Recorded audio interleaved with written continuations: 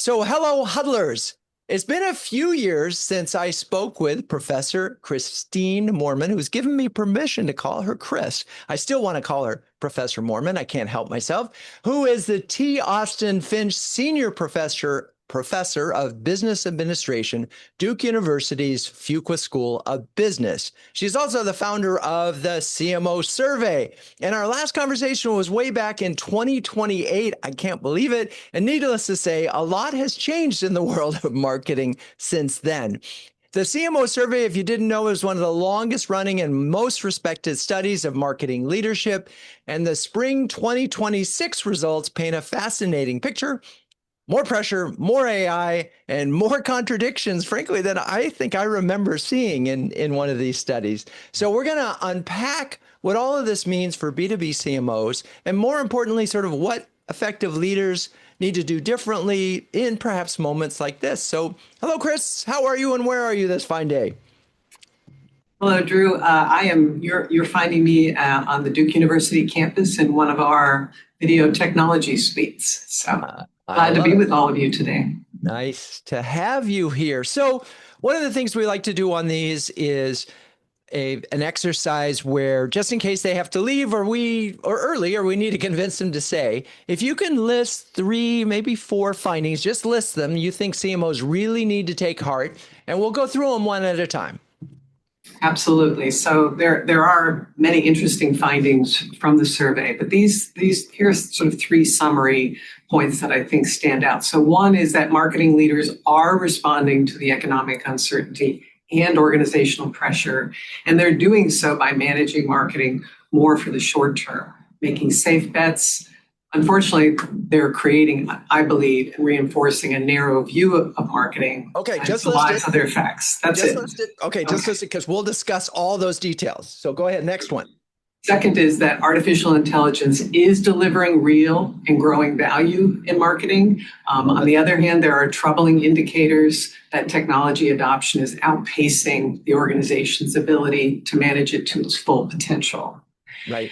And then finally, marketing capabilities are really important to business performance, but marketing organizations are systematically undermining them in the way that they're managing budgets, hiring, and the strategic priorities that they place on capability building.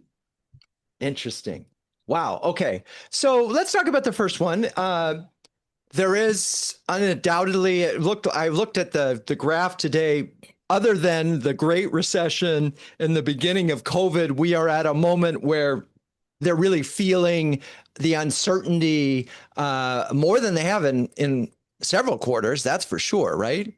Absolutely. No, actually, in fact, when you look at this over time, which is one of the nice things about the CMO survey, we've been doing this since 2008.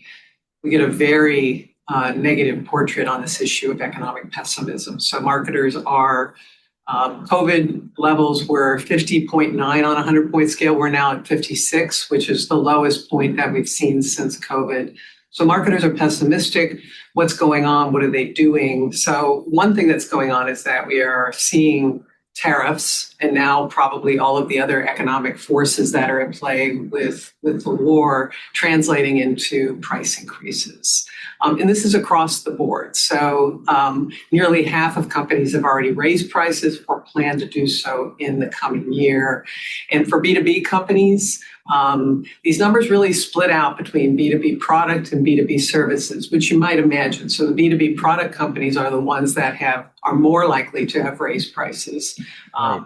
I think we have almost 60% either have raised prices or expect to raise prices. B2B services, on the other hand, we see that number is more like 30%, so almost half of that.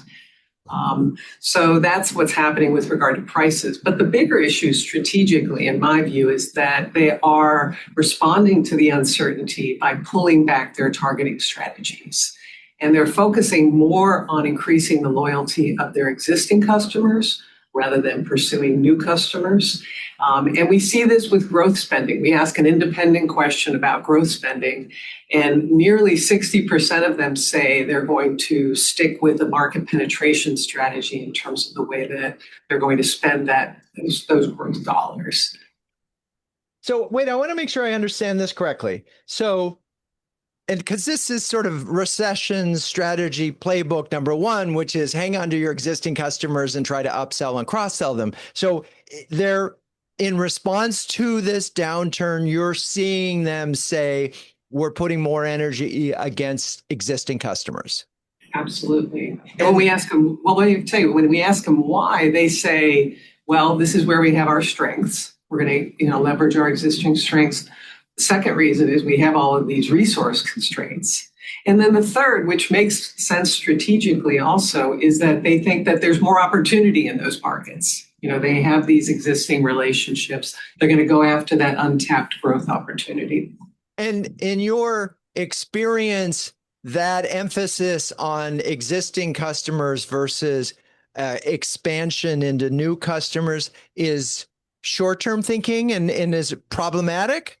I know that Professor Sharp is a big believer, and it's always focus on the next customer because the existing customer you have and don't spend any money on them. So there are different schools of thoughts on this.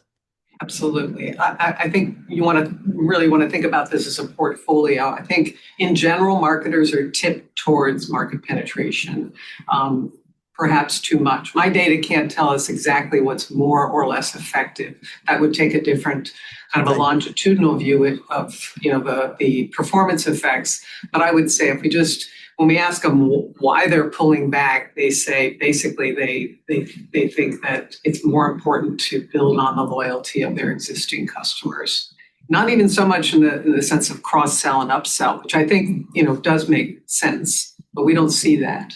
Interesting. Because in real world, what comes up in huddles is it's so hard to get through procurement at these bigger companies. If you're already in there, it's just easier to do it. But let's move on to AI, because I think your findings are fascinating and do represent a real problem for the businesses and probably a societal problem as well. But so adoption is up, and you mentioned that AI is delivering value. Can you talk about the details of that and what that looks like? Absolutely. So this is obviously a very bright spot for marketing, and because marketers, are really benefiting from the AI adoption. So we see that AI use in marketing has nearly doubled in 2 years, and companies project that it will account for about half of all marketing activities within the next 3 years. You can imagine that number being even higher in some sectors. But the business case is also strengthening. So what we see there is we've asked about customer satisfaction. We see gains to customer satisfaction year over year of 10.8%. Marketing overhead cost reductions, 14.6%. And sales productivity, which I know is important to your B2B marketers, 14%. So we see adoption is up. We see the value increasing. But there are these troublesome signs that the marketing technologies in general are outpacing organizational readiness. So we could go through some of those. Yeah, and I'd like to, because it's funny, pre-AI, if you asked me, the fact that marketers were spending anywhere from 10 to 23% of their budgets on MarTech, and then if I asked the same marketers how were you staffed for them, they always understaffed. And so they were always underutilizing the marketing, the MarTech. But with AI, it's kind of a different story. It's not about understaffing. It sounds like it's under training.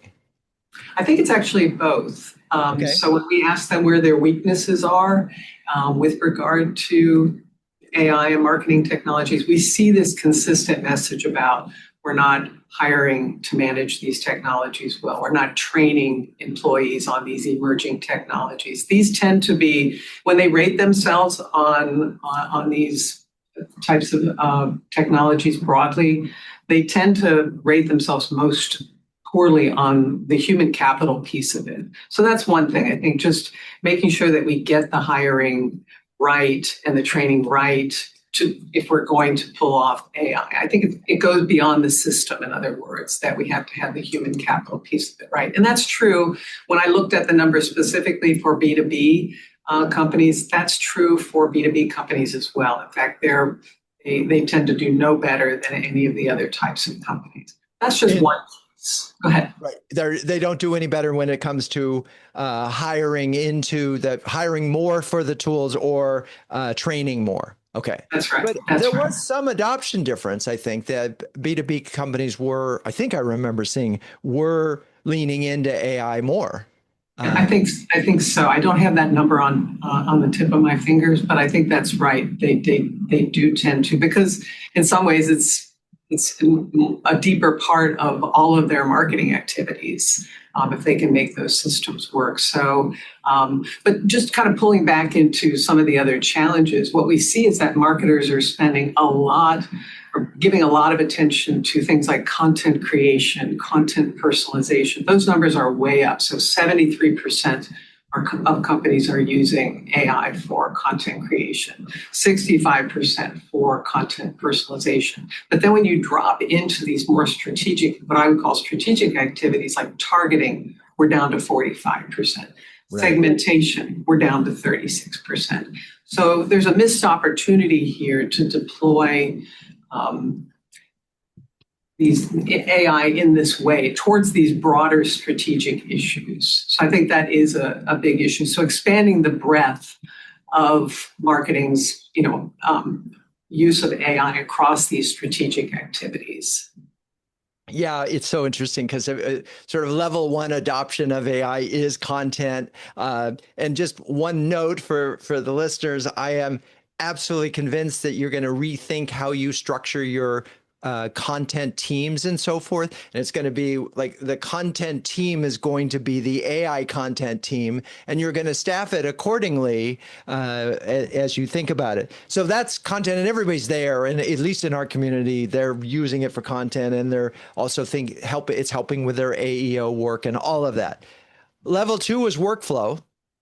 And then level 3 is sort of agentic, where it's actually doing things like sort of doing your media buying for it and optimizing it in real time. And there are very few companies that are, at least in the B2B that I know of, that are at that level. And so that data is consistent with the anecdata that we have here in Huddleland. So, okay, so we talk a little bit about AI, and I guess here's the interesting part, so a lot of the CMOs in our community are spending a lot of time in their off hours learning these tools and figuring out what they can do to help their teams. Some of them are hiring people to help train the folks, but that they may not be asking their employees to do this weekend work. And so then there's this gap, which your research has identified, between knowing how to use and optimize these tools versus being given it. Right. And so that's something that I think that CMOs in our community really need to think about. Are they training folks enough so that they can take advantage of the licenses that you provided them? Okay. Let me add to this one point, Drew, that kind of ties these 2 points together. So we've been asking a question about, how does your company approach the development of new marketing capabilities? And that would include things like AI. And for a long time, and these numbers surprised me when I first received them, and now I've been seeing them for over a decade. The number of companies that say that they are going to do this on their own, what we call build, in business. So they're going to build new capabilities by training current or hiring new employees with those skills. That number is almost 60%. So the build strategy really dominates when we think about learning new things. The other options are partner. So I'm going to partner for those skills, that knowledge and those skills. And that could be with a variety of different types of company. It could be consultancies, but it could be specialized partners who can do these services for you. And then finally, acquire or buy a company that can do these things for you. So you can build, borrow, which is another way of saying partner, or buy these new capabilities. And this dominant approach focused on building points to the fact that we really do need to think about getting the hiring right, because it's so important. And the question I have about these results is why that pattern has not been disrupted given AI. Because in a world where these technologies are changing so quickly, does build really make sense anymore? Or does it make more sense to think about partnering for or borrowing, if we will, these skills from other companies, and maybe learning over time how we can have those occur within our companies. And let me just point out that B2B companies are the biggest builders. So when we ask, across the different sectors, we see that, the average is 59.5 for the builders, but B2B product, 61%, B2B service, 64%. So they tend to be the more dominant builders, which means that they either have to hire or train or disrupt that strategy and start to partner for those capabilities, including the AI capabilities. Yeah, it's so interesting that this meant. So first of all, another data point that sort of supports this from your thing is just how many B2V versus V2C and how much they use agencies for. And it's almost double. B2C is like 48%, and whereas B2B is more like 24% of B2C services, B2B services company actually use, put their money into agencies. So it's amazing. They do come at this with a do-it-yourself mentality. So that is just something that's interesting. I also think with AI, because it's accessible, so accessible, there is and there's been a lag time with consultants that it's just felt like it's easy to build this stuff. But I think you're right. I think we are going to get to this build versus buy crisis as you get to more workflows, as you get to agentic work and how to do it. But another prediction that I would bet money on in a year from now is that a lot of CMOs in the community have an AI engineer on their team.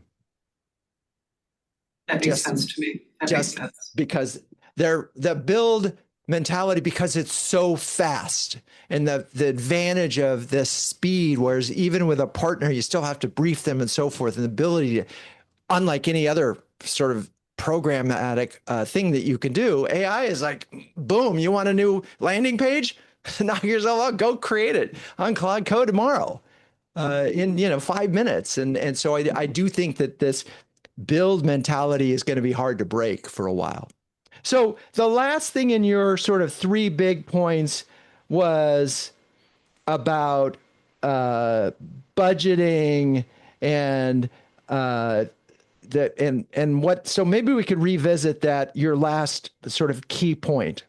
Yeah, about I think the capabilities. So this is a topic that is near and dear to my heart, because I really think the idea of a marketing capability is really where marketing can contribute. So when we ask marketers to rate the performance value of their marketing capabilities, they say they're doing pretty well. So on a 7-point scale, where 1 is very important and 1 is not at all, they give themselves a 5.9, which is a high score in the survey. Usually we see things more in the middle range of that scale. And so they say that these marketing capabilities are important, but there's a number of things that are getting in the way. One is that build strategy. So if they want these capabilities to perform for them, they're going to have to invest in the people to make it happen. And they're going to need to build the partnerships with the CFO to be able to get the funding for those marketing capabilities. When we asked marketers, what is the biggest challenge with your marketing capabilities? We were looking for a content area. We were thinking they would say, well, it's about, channels, or it's about pricing or whatever. The number one challenge that they described to us, it was lack of financial resources, lack of focus on these marketing capabilities. And that's coming from the upper echelons. They're not giving marketing capabilities, they're not supporting marketing capabilities in the way that marketers think they should be. And so I think marketers are in some ways contributing to this, though. And maybe we can talk about some of the ways that marketers are contributing to this and what they can do differently. Yeah, I'd love to hear that. Continue, because it's funny. I've written a lot about this sort of arbitrary cut your cost by 30% number that's floating around the C-suite and B2B land, particularly at PE-backed firms. And what's interesting, at the same time, you've got startups who are doing incredible things with no staff and no budget. And the CMOs who have 100 people are struggling because in order to really do this right, they'd have to create a skunk works to completely reinvent how they do their marketing and maybe even go to market. So, because I do think there is a world, if it was AI first, AI built, where they probably could cut their costs by 30% and hit their numbers. And I didn't think that 6 months ago. And Okay, so go ahead. Yeah.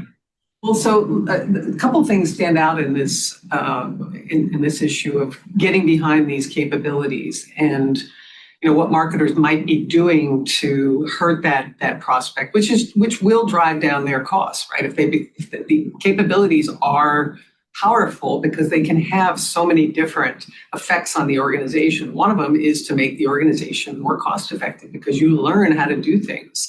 So when we ask marketers to say, why are marketing capabilities important to their business, most of them tend to focus on the ROI for every dollar, every marketing dollar that's spent. So 78% of them focus on that. But I think that leaving the focus there and not extending looking at that broader impact of marketing capabilities is where I think they probably fall short. So for example, only 52% talk about the impact of marketing capabilities on increasing the company's effectiveness in managing customers. That number should be higher. For another, only 42% say that our marketing capabilities are important to showing our marketing strength to potential and current partners. Only a third say that marketing capabilities are important to attracting and retaining top managers and employees. Marketing capabilities can do all of those things. And it goes back to a point we didn't talk about, which is that marketing is often narrowing its focus on just a few functions within the organization. And our results show that they're a bit defensive about supporting that, the view that marketing can create these returns. And I think that's probably because they face so many pressures from top management. In fact, when we ask them, what actions do you take to show the value of marketing to other functions? 86% say we focus on developing stronger marketing performance tracking. So they improve their tracking, but then they leave other things on the table in terms of our results. For example, only 67% say that they demonstrate the value of brand and customer relationships. So I think, yes, they need the performance tracking, but I think our results suggest that there is opportunity here to think about, in particular, demonstrating the value of brand and customer relationships. And we can talk a little bit about some of the other data that I have on marketing metrics, if you like, that I think are. Well, I've got some questions that or at least thoughts to share. So I wonder on the value of brand, if there's a big difference in B2B versus B2C. And I say that because anecdotally, at least 10 CMOs in huddles in the last 6 months have said, our CEO or my board of directors or our PE firm has told me never to use the word brand again in a board meeting. Literally, that has been the case. Sometimes they can get away with using the word reputation, but brand is color and sort of, it doesn't feel, it's arts and crafts as far as PE and boards are concerned. So that's one of the things. But in B2C land, everybody understands the power of brand and what that means, because that's pricing power, that's the exposure, that's speed it off the shelf. The bigger the brand, the better the known, the feelings on it. You see it and live it. So I've never worked on a B2C brand in early parts of my career that didn't have brand tracking. Yeah, I might disagree with you here, Drew, to say that. Good, make it spicy. Let's go. So, I think the point is that, brand does mean something to your partners. Brand does mean something to your potential, employees that you're hiring. I mean, hopefully you can make the case that it also means something to the end consumer if they're aware of your brand. Sometimes they're not. And so all that value is going to occur in the at the partner stage of the process, the people that you distribute through or, that are, buying your products and services. So I think we need to think about that. But in other data that we've collected over time, what we see is that in support of this idea that marketers are tending to rely on things like content engagement, lead generation, even lead conversion. Those are all perfectly legitimate things, but what about things like customer lifetime value? What about things like, that look at the value of customer relationships? Those numbers are a tenth in terms of the metrics that are being used by marketers to demonstrate the value of marketing. I think we have no argument. What I was saying, we have no argument there. What I was saying is the CMOs don't use the word brand because they've been told not to, because the executives don't see the value. And so, yes, it's on the CMO to eventually try to get them to understand. But when your CEO says never use the word brand, or your CFO does, you have a problem. You got to come up with a way around talking about it. And often it's anecdata. When the CEO talks to a customer and they said, yeah, I was at your event and it was so great. And I talked to a salesperson and yeah, we just bought this new thing. Then suddenly they feel it. They go, oh, okay, that's marketing. But it's weird. It's a weird thing. And again, my point was in B2C land, that never happens. Good point. Yeah, right. Good point. And it's a weird dynamic. But I know you have some other data points that you want to share. Let's get to them. Well, a few other things. I think, there's really some great news in this survey beyond the things that we've been talking about. So we do have this challenge with the short term. We do have all the things, but the good news is that we asked this question. We don't ask that frequently. So we asked it in 2022, and now we've asked it again in 2026. So how durable are the effects of your company's marketing investments on customers? Durability in this case is an indicator basically of the value of marketing. And so what we see is that number, the median rating, which is because this is an ordinal scale, the median rating has gone up from several months to 6 months. In B2B companies, it's on the high end. So it's more like a year. And so that's suggesting that, again, these effects are, marketing is having an impact, and that impact isn't, disappearing very easily. That's one thing. When we look across all of the different responsibilities that marketing has been given within organizations, marketing is being given more responsibility in key strategic areas. Things like revenue growth was one of the top areas where marketing gained responsibility. So I think those are very positive things to make sure that we place against some of the challenges that I've described that are important. I do think there is an important issue here in terms of the kind of spending that marketing is engaged in. So maybe we can talk a little bit about that. Well, and let's connect the dots, because you talk about increased short-termism. And again, if some of the CMOs on this call or others were to say, I'm doing that in response to direct orders from my CFO, my CEO, and our investors. We don't care about a year from now. We care about this quarter, and we care about pipeline. And that's what they're being told. So whether or not they have the ability to sell the notion of, hey, I get short term, but also I got to be looking at the market long term too. That's an interesting a challenge that I'm afraid a fair number of CMOs are not up for. Well, the challenge there is that, I think you're absolutely right. That's what I've seen for a long time. There are these pressures. We see it in the survey results. And as a result, what we see is that acquisition budgets are about 26% on average greater than retention budgets. Those numbers are larger in B2C companies, where there's an even greater emphasis on acquisition, but they're still high in B2B companies. And I think those pressures are real, and marketing leaders have to deliver against that. On the other hand, what I would say is that when we spend in that way, we bring the attention onto that shorter term effect. So as a result, I think we're sending a message about the value of marketing. There's the old quote by Marshall McLuhan, the medium is the message, if you remember reading that back when you were all at university. And in this case, I think the metrics become the message. They become a message about what is the value of marketing. And then this, so that's what leaders, CFOs, CEOs turn to for marketers. That's what they think about.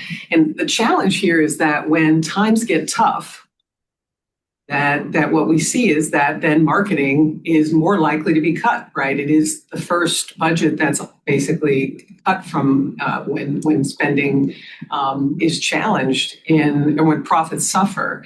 So I think, there's a lot of teaching going on here with the way that the marketers are using these metrics. And of course, they're not doing it in a vacuum. They're doing it within the context of organizational pressures that are very, very real. Yeah, but it is the focus on, and it's funny if you talk again, the focus on short-termism. It's very hard to have a conversation about brand, if you will, or call it reputation, if you're not hitting your pipeline numbers. And even though those are inseparable, and so at least in Huddleland, we tried to talk about, well, let's look at your win rate and let's look at your deal velocity, and let's look at some of those things, which are not, pipeline's always a lagging indicator, but if you look at things like win rate, stronger the brand, most likely, the higher the win rate.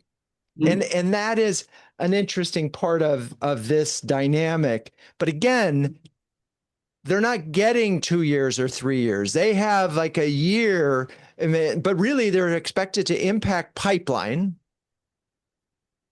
and really fast. Absolutely. So I think it's a yes and, kind of a situation here. Yes, they must do that, but and they need to think about proving the value of that, if you want to call it the more the intangible effects aspects of marketing. And there's one very, very nice piece of research that was done by some marketing professors on this. And what they did, which was super clever, is they took, your listeners might know about the American Customer Satisfaction Index, ACSI, which comes out of the University of Michigan. And this is collected. And if not, your company may be in there. Certainly your industry is in there. You can see what those scores are if you look up acsi.org. What they did was they took those ratings for companies and they formed a portfolio of companies that performing high on customer satisfaction levels. And then they looked at the performance of those companies over time. And the effects are just simply dramatic. And they've done this now. I can share the paper with you, Drew. It's been done now for 25 years. So it's not a blip. Right. It's a real effect. And the effect is just the numbers between even just 2000 and 2014, which is the number I have on the screen in front of me, a 500% return versus the standard S&P, which was 31%. So customer satisfaction does pay. It is a long-term effect. And so, it is something to think about. How is it that we can demonstrate some of that within our companies? Because having this overall sample effect, the one that I described, is only going to be modestly helpful. You need to have something showing up within your own companies that can basically prove that point.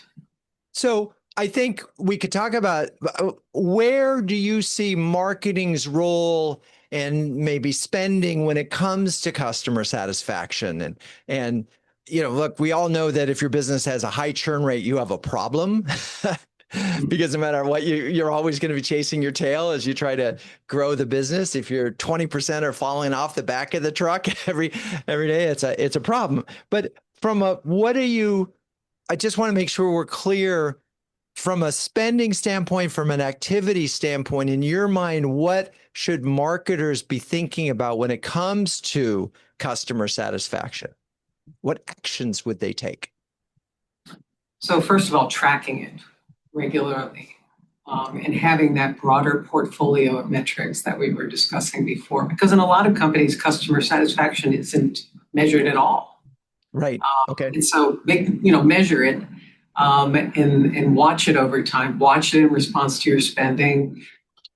There are things that you can watch the effects of what your competitors are doing too. So that would be one thing. But having that broader portfolio is key. I think expanding marketing's cross-functional role. This is having more of what I would call sort of this enterprise role. So it's not just about getting the flow through, or having the kinds of things that you were describing, that there is this broader effect. Because what we see is that marketers don't have very strong cross-functional, marketing leaders don't have the kinds of cross-functional relationships that we might hope for, especially with CFOs, CHROs, even the technology folks. Those are not. They're very strong with sales and distribution, which I think would probably be true in your member companies.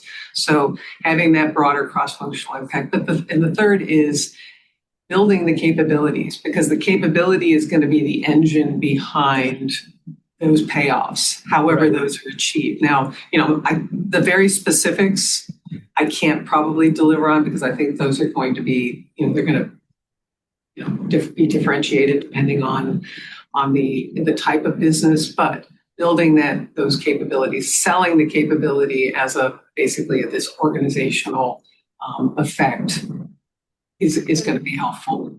What's interesting is there is almost always high customer satisfaction rate equals high close rate in those two, and low customer satisfaction means fewer testimonials in B2B, which means fewer case histories, which makes it a little bit harder to close the deal and so forth. So you can, and I think the key point that you're making is, if the company isn't tracking it, marketing can lead that initiative. But more importantly, if CS is low, marketing's not going to work. That's probably the biggest thing. And so, and it's interesting, conversely, if customer satisfaction is good, marketing actually, the halo effect of marketing can be huge. And this is why B2C companies are still using television, because often it's reinforcing how somebody feels, an existing customer feels about it. So there is an impact there. So, all right. Let's see, what else should we be talking about from the study? Well, one other thing, just to kind of reinforce the point that you were making in following up on this issue of cross-functional. So when we asked what actions do you take to show the value of marketing to other functions, I mentioned that 86% focus on developing stronger marketing performance tracking, which again reflects the pressures that are being faced. Way down at the bottom of that list is consistent with what we were talking about with customer satisfaction. Collecting customer data, only 54%. Offering novel customer insights, 50%. Running experiments, 58%. So there are opportunities here to collect this kind of data, develop the insights that can really drive growth. More than anything, marketing is the engine for growth within a company. Who else is going to do it? It's not the CFO. In fact, that always irritates me when I hear CFOs talking about growth. The marketing leader is the one that knows, where the opportunity is. But we have to make sure that we really enact that role within the organization. And I'm going to just throw out a point which is, I do think that in particular, B2B CMOs have leaned into MarTech to try to track every little thing, to show every little thing is actually paying off. And some have gotten really, really good at it so that they can do. But if you're spending 23% of your budget on MarTech in order to be able to make the case that marketing is working, that's a lot of money that isn't going into marketing. And so there's an irony there. You're spending more to justify marketing and you're taking a decent chunk of change out of there. So, but I haven't seen anybody say, all right, I'm going to have a smaller stack. I'm just going to get rid of a lot of the tools that I have, because the pressure to show that the dollars that you're spending are working is just so great on marketing. It doesn't seem to go away. I do want to remind those folks here, if you have any questions. I did see a comment that I wanted to just sort of throw out there, because this is from a CMO who's actually done an amazing job linking marketing and to pipeline. But it says that justifying a marketing ROI and customer retention is tough. We tend to link it to expansion, which is still a debate with the CFO when they made heavy investments in sales coverage. So interesting that's hard to sort of make that business case. Is it because the systems aren't designed to reveal the retention or the growth of customers? I would think that in B2B companies in some ways have the upper hand here in terms of tracking the system. So where is the challenge? Well, we'll have to say, Peter, if you want to come on and ask that, you're more than welcome to. If you don't, we'll just keep going. If you can hear me, I'm happy to jump in if you're all Oh, right with that, good. Yes, Drew. please, Peter. Go ahead and Thank you. explain yourself, please. I will. I would love to. I was just starting to type it out, but it's going to be quicker to say it. So, Christine, thank you first of all for coming and joining us. It's been fantastic to hear so much resonating from my own experience. So the specifics of this, I think, is because the perception is that customer retention is primarily a factor of sales working with customer success, usually under the auspices of the CRO. So there's a perception that says, well, we've already got coverage on this account. We've got heavy investments associated with sales. Therefore, marketing's role is not to focus on that. We don't want you to focus on that. We want you to focus on the things that we don't yet have as customers, where we don't have customer success people working on them, meaning acquisition. And so marketers tend to bridge back and say, well, where's the revenue coming from?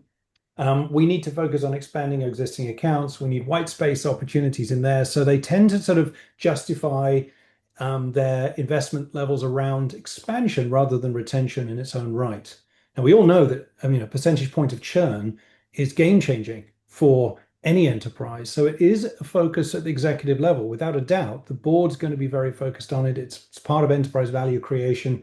It's going to be crucial. But the perception is that marketing's role there is potentially secondary or tertiary because other investments have been made. And that's what lies behind the comment that I was making there. Now, I'd love to hear from other CMOs on the call as to whether they think that's similar in their environments. But I think that was the background to my comment. I think it's a really good comment, and with the way that the funnel often looks within organizations, marketing is at the top, and sales is controlling the rest of it. But I think that's a mistake. That would be my argument, to say that marketing does have a role at even those later stages of the funnel in terms of growing the business. Sales is only, perhaps, my argument would be that it's only going to take us so far. So I think advocating for a role in the funnel at those deeper stages. There's a case study that I do with my class, and this is one of the things that we see this company doing. They actually divide the funnel in a way that we're marketing, and they describe the role that marketing might play in those later stages. At the same time, it's interesting that I'm thinking about Drew's earlier comment that brand is not important. So if brand is not important, then what's driving, people into the top of the funnel? And how do we just to defend, it's not that, brand is a word that is so misunderstood. It's the word brand that's problematic. Again, if you talk in terms of reputation, you may be able to get, because CEOs, executives know it on an individualized basis. So I think marketers we got to remarket the word brand and either get rid of it and talk about reputation, because it's become too closely linked with and you'll get it. And this happened on a call recently. The CFO said, well, my last two companies tried to justify they spent a lot of money on brand and it didn't work, so stop. So I think if I may jump back in again, two comments I wanted to make. I'll come to the brand second. The first point was the way that I've tried to counter this issue around retention and marketing doesn't play a role is to talk about coverage. Because the reality is that salespeople and customer success people have a limited amount of engagement that they can do with one account. The reality is they're probably servicing multiple accounts. They've probably got 15 to 20 accounts that they're trying to take care of in a B2B context. By definition, they are scratching the surface when it comes to engagement with those accounts to influence their thinking and their future purchasing decisions. If you actually, given what Drew pointed out quite rightly, we're investing heavily in MarTech, not just because we want the metrics to prove that what we do is worth doing, but because we need access to many touch points within a typical enterprise. And so we're trying to drive engagement across large communities. And so we do capture a lot of data actually about how many touches we actually have with a given account. How much engagement is there? And when you look at the sales engagement versus marketing engagement, you see a difference. Marketing tends to be, up to 10 times more widely engaged than sales within a specific account. Salespeople will sell to people they know in an existing account. They'll go back to the same trough over and over and over. What they won't be able to do is get to a new buying center or get to a different level within the account. And that's where marketing plays its role. And that's where we can justify an investment in an existing account, but the measure of success invariably is, well, did they buy more from us? Have they come back? And did you succeed in getting to a new buying center? That's why expansion becomes a thing. So I think coverage is maybe one way to think about it, but I'd love your thoughts on that, Christine. I love that, and I think if people aren't doing that yet, I think it's a worthy experiment. Meaning, and this systematically manipulate this. So, increase marketing's role in some. Randomly select accounts, increase Good old marketing. AB. Good old AB. I mean, look at the effect, because I think this is what your CFO wants. They want the proof, and you just need to suffer with a control group, meaning a group that's not getting a good idea that you think you might have. And good luck selling that to the CRO. No, these customers, we're not going to touch that for a while. See how that goes. The other thing I was going to say is the brand issue for us in general is creating a linkage between improvement in brand attributes of some kind or other and business outcomes that are measurable and meaningful. Because when we aggregate it, we can see trending and we can stand behind that. But what our bosses want to see is specifics. Okay, Causation, right. we spent $300,000 launching X. So where is that? Show me where that hit. Where did that happen? Okay, you spent 40 grand on a drone show to launch our new brand, and what happened? Nothing. Oh, we threw that money away then, did we? That's how it feels to them. So we've got to be better at linking investment in brand to outcomes that are discernible and valued within the business. And that's why CFOs and CEOs get fed up of it. You just spent more money, but we didn't actually see any build growth in pipeline. We didn't see more revenue. So you just wasted that money then, didn't you? Not doing that again. Go figure it out. So anyway, enough from me. Peter, thank you for that. I wonder, and I'm gonna here's where we're headed, I think, Christine, which is right now LLMs are a small percentage of site traffic that is going to B2B sites, but they're converting at a 4 to 6 times higher rate.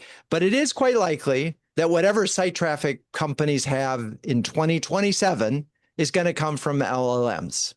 And so what I wonder, if all of this conversation is academic, because if it used to be in B2B, they talk about 70% of the journey was done before you even talk to a salesperson.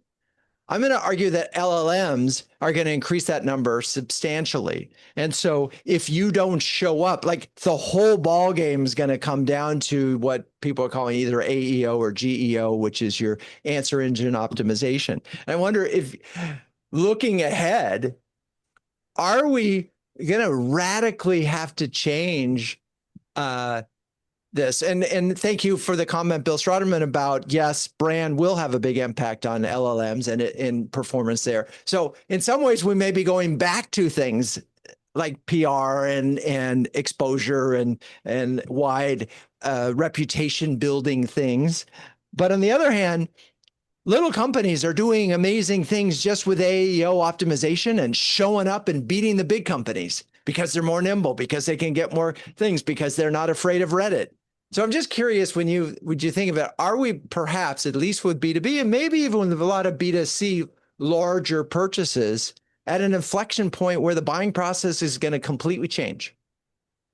That's very possible. We asked for the first time in this survey, in that list of all of the different ways in which AI is being used, we asked about what we call GEO Right. in the survey. So that number is 41%. So I think I mentioned content was in the 70s. This was in the middle, but it's the first time we've asked it. So I was very surprised to see it was so high, to say that companies are using AI in this way. So companies are using it. I think you're right, though. This is another reason, perhaps, to expand the way that we think about marketing's role, because this is going to play such an important role. This is how customers will find us.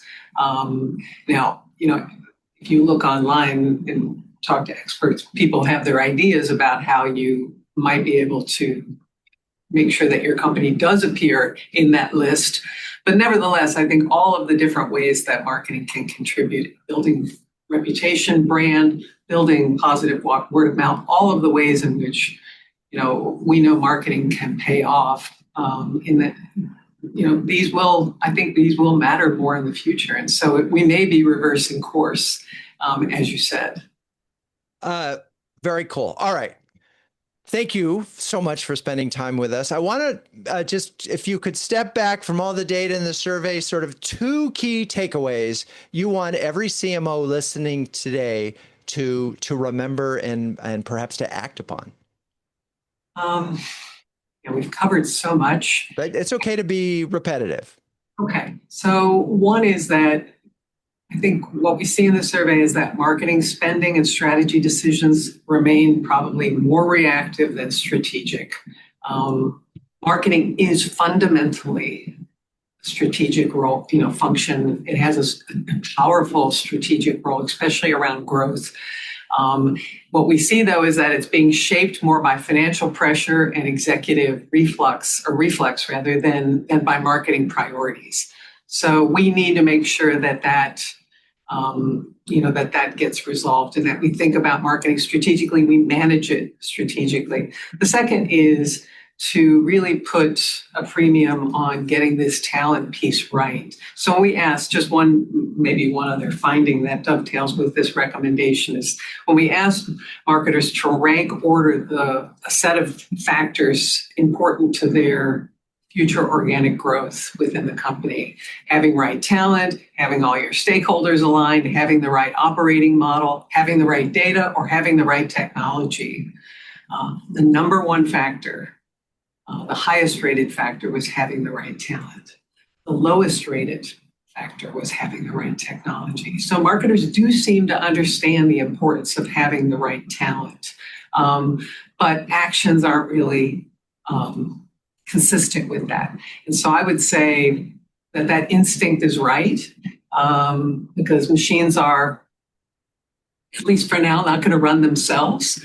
And so, having the right talent is going to be most important to getting the most out of these technologies within organizations. Well, and even if the machines are going to run themselves, you need to have people that can build the machines and check to make sure that they're running themselves correctly. So, Professor Christine Moorman from Fuqua or Duke's Business School, thank you so much for joining us today. Fascinating conversation, fascinating results at a really important time in the marketing world. Where can people find you or the survey? And if they want to subscribe, is there a way to do that?